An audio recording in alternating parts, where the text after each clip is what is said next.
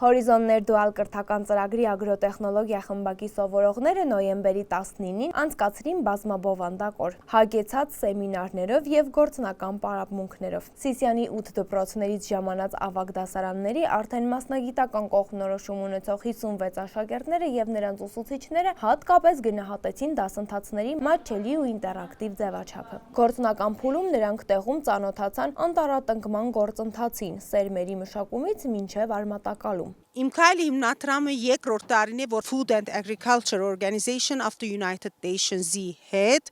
համագործակցաբար գիրականացնե գործնական դասերը, FAO-ի դասընթացավարների կողմից մատուցված դասընթացները դարբեր գյուղատնտեսական ոլորտներով և թեմաներով և եկանք արդեն գործնական դաստ։ Հիմա մեր սովորողները կտեսնեն սերմերը սառցարանում, հետո ինչպես կփոխադրվին ջերմադուն, որպեսզի աճին և մշակվին, և վերջում արդեն ծառադունկին կմասնակցին անտառում։ Հորիզոններ դուալ կրթական ծրագիրը մարզային բնակավայրերում ապրող ավագ դպրոցների աշակերտներին հնարավորություն կտա ստանալ մասնագիտական բազային գիտելիքներ, որպեսզի մասնագիտանան և շարունակեն իրենց բարձրագույն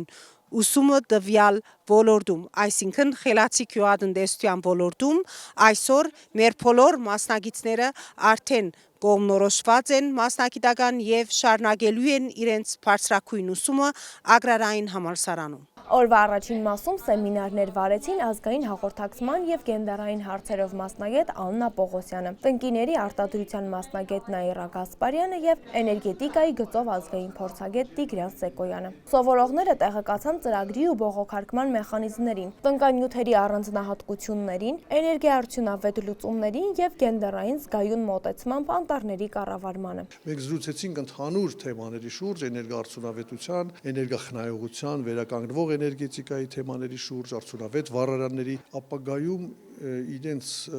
աշխատանքի ընթացքում իրենք առնչվելու են այդ բոլոր խնդիրներին, այսօրվա ստացած իրենց գիտելիքները կարող են լավագույնս օգտագործել հետագայում իրենց գործունեության մեջ։ Տեսական մասին հաջորդեց գործնականը։ Աշակերտները այցելեցին Պարենի և գյուղատնտեսության կազմակերպության կողմից հիմնած Սիսիանի անտառտնտեսություն և ջերմատուն։ Նրանք ծանոթացան սերմերի մշակման, ջերմոցում աճեցման, ինչպես նաև բաց ցանցապատ տարածքներում տնկման փուլերին։ Այսօր դասընթացի ընթացքում լսարանային պայմաններում դասախոսության միջոցով ուսանողներին բացատրեցինք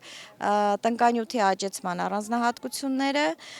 ինչպես նաև ջերմատան պայմաններում անցկացրեցինք գործնական պարապմունք, որի ժամանակ ուսանողները ինքնուրույն